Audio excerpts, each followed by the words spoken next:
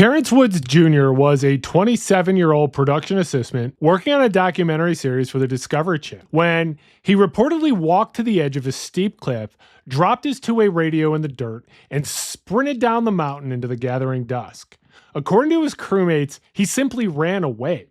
In a matter of seconds, he was beyond the tree line and vanished. Despite an exhaustive multi-agency search that used professional civilian trackers, helicopters equipped with infrared technology, and even canine units, not a single shred of physical evidence has ever been recovered. They didn't find torn clothing snagged on a branch, no blood trail, no footprints in the mud.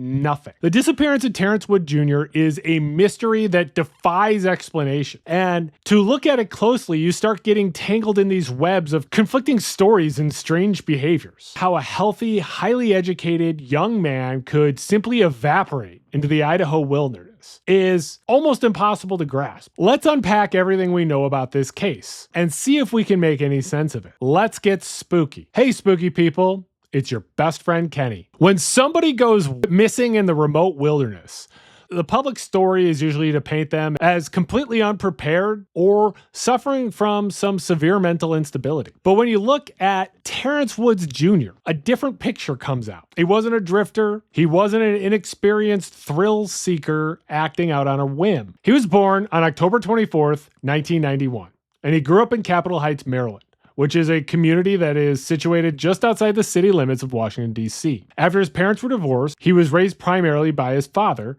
Terrence Woods Sr., and he grew up with a younger brother, Joseph. He was known among his family and friends as a deeply happy and outgoing individual. He was a big reader, a lover of the outdoors, and he was a driven young man. His father described him as a go-getter, the kind of kid who set his sights on a goal and worked his way towards it. After he graduated from Flowers High School in 2009, he enrolled in the University of Maryland, where he began to study broadcast journalism. In university, he stood out. Professors and students remembered him as a dedicated talent who understood the nuances of narrative structures and had the work ethic to succeed in television. After he graduated from the University of Maryland in 2013, he made a massive leap. He moved across the Atlantic to London, England. And for the next 5 years, he expanded his worldview, enrolling at the Richmond American International University in London. And he excelled there. He would graduate with a double master's degree in international relations. Terrence was this highly educated, globally minded individual. He knew how to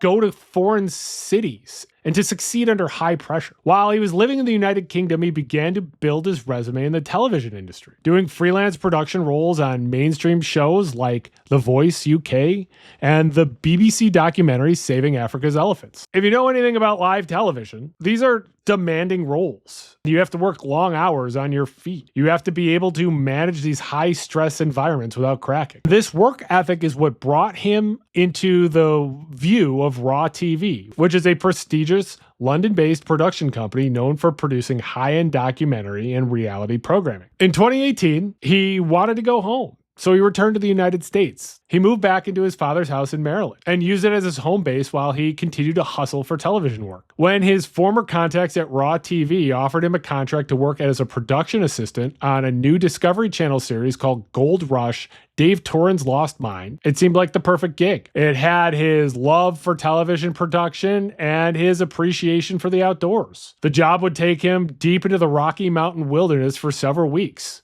He accepted the job, packed his bags, and prepared for the shoot. And he had no idea what was waiting for him in the mountain. Gold Rush Dave Torran's Lost Mine was a spin-off of the successful Gold Rush franchise on the Discovery Channel. And the premise of the show involved the host, Dave Torran, traveling across the western United States to look at various historical gold mines. This production was to capture material for what would become the show's first season, which would air in 2019. And the production of wilderness reality television is grueling. The crew for the shoot had 12 people, and they had to navigate rugged terrain that was very far removed from cell service or medical facilities or the basic comforts of home. Production assistants, or PAs, like Terrence, are the unsung, overworked people of the operation. Their day-to-day responsibilities range from hauling heavy camera equipment and batteries up steep inclines to managing the logistics of the on-air talent, handling communications, and ensuring that the operations of the set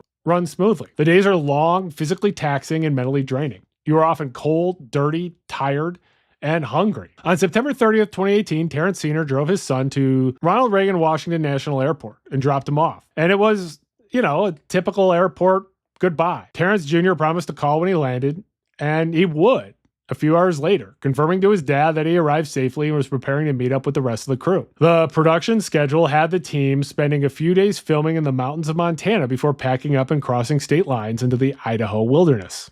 For the first few days of the job, the Montana shoot was great. Terrence was in a few group photographs with the crew, smiling and seemingly working with the team. He was doing the work he had been hired to do. However, the story of this normal functioning film set began to fracture. The 48 hours leading up to Terrence's disappearance are strange.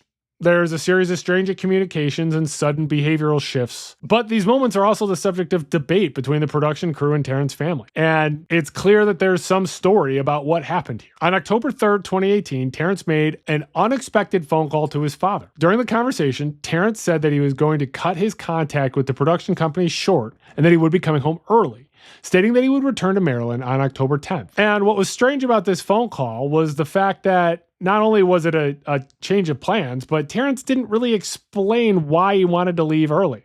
Terrence was usually very open with him, and him not telling him what was going on was unusual. He also told his early departure to his employees at Raw TV. He provided a reason. In an email he sent to Raw TV, Terrence claimed he needed to cut his trip short due to serious concerns about his mother's health. This raises red flags. Terrence's parents were divorced, and according to his family, there was absolutely no pressing health issues concerning his mother that would require an emergency flight home. So why lie? Why would a dedicated professional 27-year-old make up a medical emergency to his employer? Well, let's think about the workplace. In the highly competitive work of television production, quitting a gig midway through a remote shoot is a great way to get blacklisted. It's burning a bridge. However, an unavoidable family emergency is usually an accepted get-out-of-jail-free card. If Terrence was experiencing a toxic work environment or having some sort of conflict with the crew, or even if he was having some sort of burnout and mounting anxiety, framing his exit around a family medical crisis would allow him to get out of the situation and preserve his professional reputation. He was desperate to leave, but he was still thinking about his career. On October 4th, the crew would wrap their work in Montana and travel to Idaho. And upon arriving in the state, Terrence took a moment to post a photograph on his private Instagram account. The picture he posted was a dense forest of tightly packed fir trees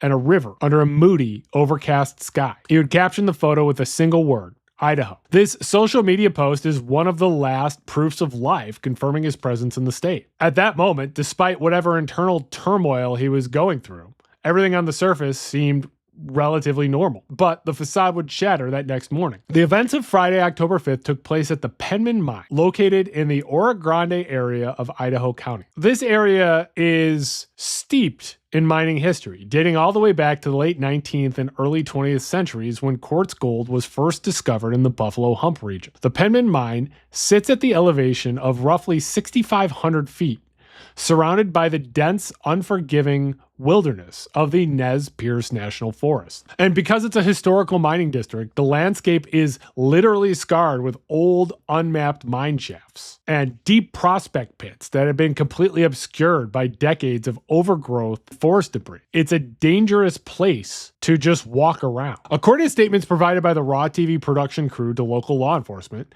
Terrence's behavior on the morning of October 5th became increasingly erratic and disturbing. The crew members say that Terrence suffered what they called an anxiety attack earlier in the day. They claim that he began acting strangely as the shoot progressed, saying a highly bizarre instance where he allegedly attempted to jump up and grab a drone out of the sky while it was in mid-air operation capturing B-roll footage. These claims of a sudden severe mental instability are contested by Terrence's family. Terrence Sr. has consistently stated that his son had no history of anxiety attacks, mental illness, or erratic psychological behavior. So the sudden onset of severe psychiatric symptoms, such as a psychotic disorder, seems rare. It's not impossible. It could have been made by being tired, dehydrated, the altitude, or all the stress, but it still seems unusual. Despite these alleged incidents with Terrence, the crew continued to work.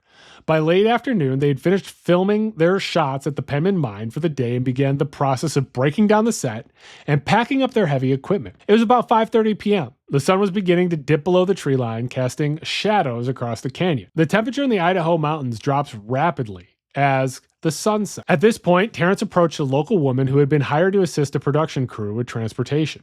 He told her that he needed to step away for a moment to use the bathroom. And what happened next defies all logic. According to multiple eyewitness accounts from the Raw TV crew, Terrence walked towards the edge of the site, suddenly dropped his two-way radio and his heavy utility belt into the dirt, and without a word, without a scream, and without looking back, turned and sprinted directly toward the edge of a steep cliff that led down into a deeply forested ravine. Witnesses and searchers would later describe the terrain he threw himself down as razor steep, a violent vertical landscape where even highly trained rescue workers with ropes would later struggle just to maintain their footing. Despite this incredibly dangerous terrain, Terrence was reportedly running at top speed. Crew members yelled at him in shock, demanding to know what he was doing, and several individuals reportedly tried to chase him. However, Terrence was moving too fast, navigating the treacherous plunge with speed that baffled his pursuers.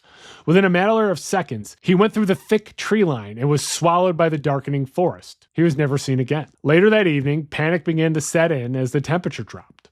A member of the crew finally called 911 to dispatch the Idaho County Sheriff's Office. In that initial call, he told the 911 operator that Terrence had been having a really tough time emotionally and appeared to have suffered a full-blown mental breakdown. This would trigger a massive multi-agency search and rescue operation, and the search would be spearheaded by the Idaho County Sheriff's Office. When local law enforcement arrived at the Penman Mine site, they were confronted with what was a logistical nightmare. This is raw, untamed, aggressive wilderness, and the steepness of the ravines make walking slow and dangerous for the searchers. If Terrence had actually run down that cliffside at top speed in fading light, the probability of him suffering some sort of catastrophic injury like a broken leg or head trauma was really high. The search operation mobilized quickly and expanded over the following week. They used ground searchers and ATVs with dozens of individuals physically scouring the underbrush, looking for broken branches or pieces of clothing. They used search dogs that were highly trained to track specific human scent profiles. They used helicopters equipped with infrared technology to sweep the forest canopy. And they had professional trackers, individuals that were highly skilled in reading the landscape for micro disturbances, like scuff marks on a rock or bent twigs. And they would attempt to follow Terrence's exact path down the mountain. Despite this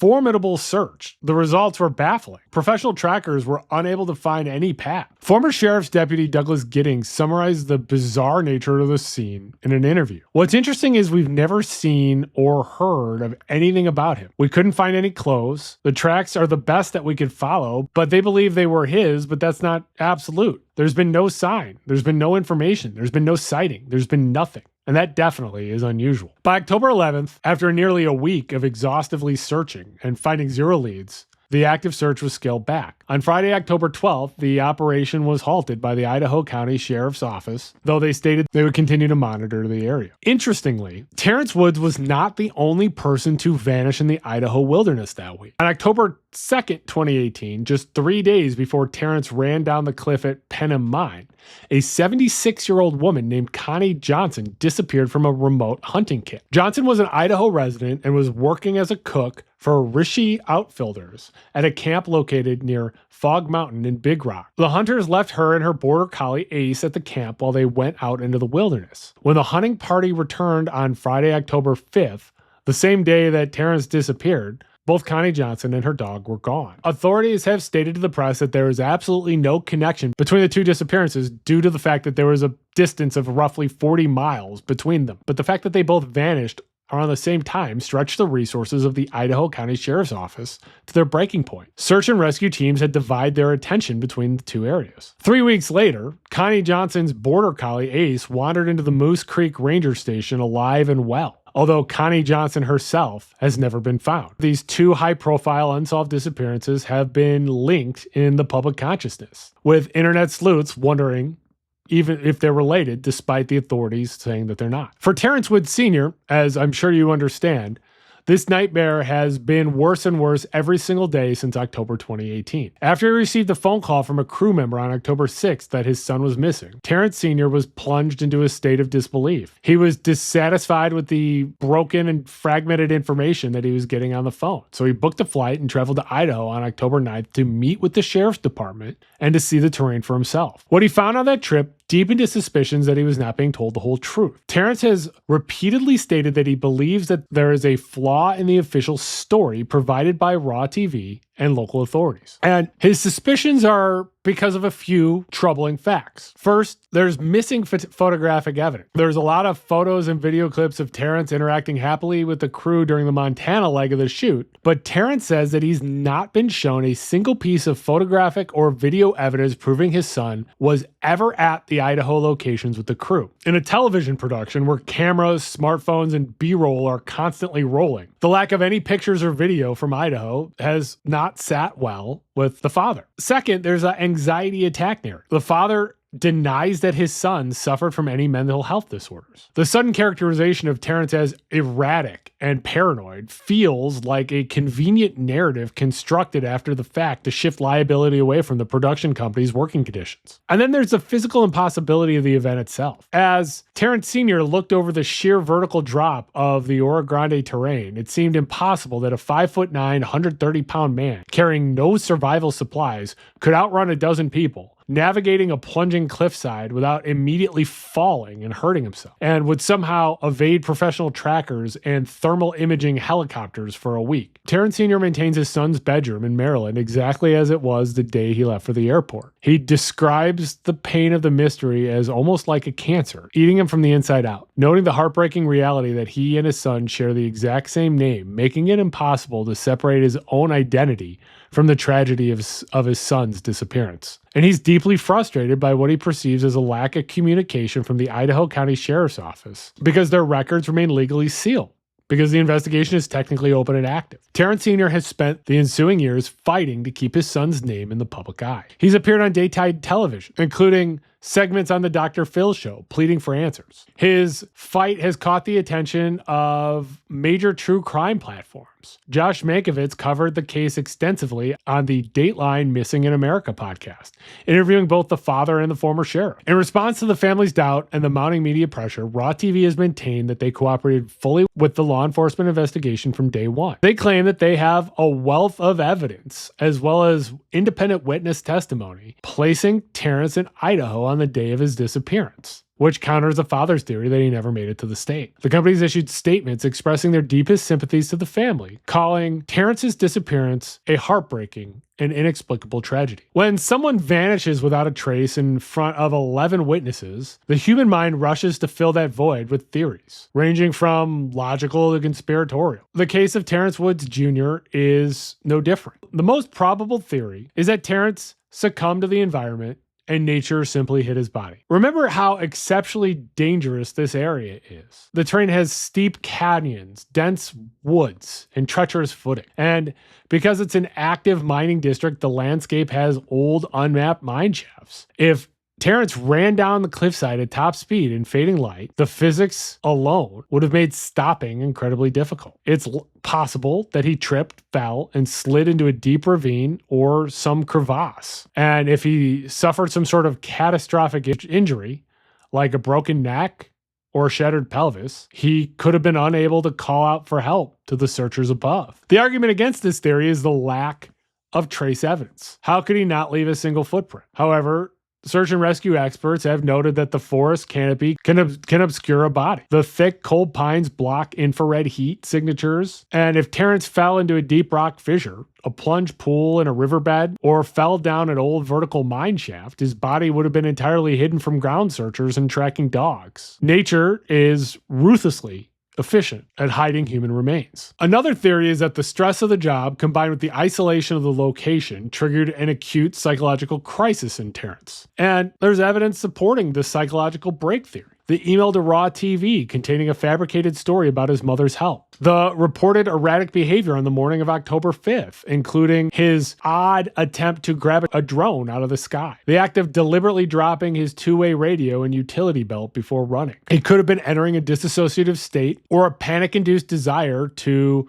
flee some sort of threat. And while his father insists that Terrence had no history of mental illness, psychiatric anomalies can and do present suddenly in people in their late 20s. Severe sleep deprivation, dehydration, high altitude, and stress can create brief psychotic disorders or severe panic attacks. In the state of fight or flight paranoia, Terrence may have perceived his own crew members as a threat and fled into the woods to escape them. And once deep in the woods, would have quickly taken their toll, leading to hypothermia and death. A theory that's pushed by the family suggests that the crew's story is a fabrication designed to cover up some sort of tragic accident or violent altercation. Terrence has pointed to the lack of group photos as a red flag. He suggested that perhaps Terrence never made it to Idaho alive, and that whatever happened to him actually occurred in Montana or during the trip. Under this theory, the dramatic story of a sprint down the cliff was concocted by the crew as an alibi to explain his sudden absence. However, there are logistical hurdles for this theory. For a cover-up of this magnitude to hold all 11 remaining crew members, plus the local driver, to have a perfectly unified, unbreakable web of lies under intense police interrogation seems unlikely. They'd have to coordinate a 911 call and lie continuously to the Idaho authorities. Also, Raw TV claims to have independent witness testimony from hotel staff placing Terrence in Idaho. So the multi-person conspiracy without a single leak over several years seems pretty rare. That said, another version of this theory suggests that an altercation did occur at the cliffside. Perhaps Terrence was aggressively fired, or a physical argument broke out over working conditions, and he fled the scene to avoid confrontation, ultimately resulting in his accidental death in the woods. And the crew, fearing liability or bad press, may have softened the narrative of the events by framing his flight as completely unprovoked. Another theory, although less likely, is that Terrence used the remote wilderness shoot as a staging ground to walk away from his life. The text to his father and email to his employer show that he was already planning an exit strategy from the production. If he had prearranged transportation on a nearby logging route, he could have sprinted through the woods to an awaiting vehicle. However, the Oro Grande area is very remote, and this makes this idea logistically absurd. And since October 2018, there's been zero activity on his bank accounts, his social media, or his cell phone. To disappear without a trace in the modern digital age requires financial resources, a new identity, and planning, none of which align with the profile of a 27-year-old production assistant working a grueling reality TV gig. The disappearance of Terrence Woods, it's a case where there is a beginning, a frantic middle, and no end. And when we take all the available data, the most probable sequence of events is a sudden, severe psychological crisis and a catastrophic environmental accident. There's evidence showing that Terrence was experiencing some severe internal turmoil in the days immediately leading up to October 5th. Whether this was a panic attack brought on by exhaustion, an onset of paranoia, or just overwhelming desperate desire to escape a grueling work environment, it resulted in a tragic split-second decision to sprint blindly into one of the most unforgiving wildernesses in North America. The speed of his descent down the 70-degree cliffside, combined with the fact that night was approaching and the treacherous nature of the Oro Grande mining district, ensured that he would not survive the night. And the failure of the search team to locate him is a testament to the brutal efficiency of the Nez Perce wilderness. The forest is capable of swallowing human beings without a trace and concealing their remains. However, the enduring pain of the Woods family is anchored by the lack of a body. Until physical remains are discovered and a proper analysis can be conducted, the theories of foul play and cover-ups will continue to be speculated on internet forums. Terrence Woods Jr. was a young man of talent, education, and drive. He traveled the globe, earned multiple degrees, and fought his way into the competitive world of television production, only to sprint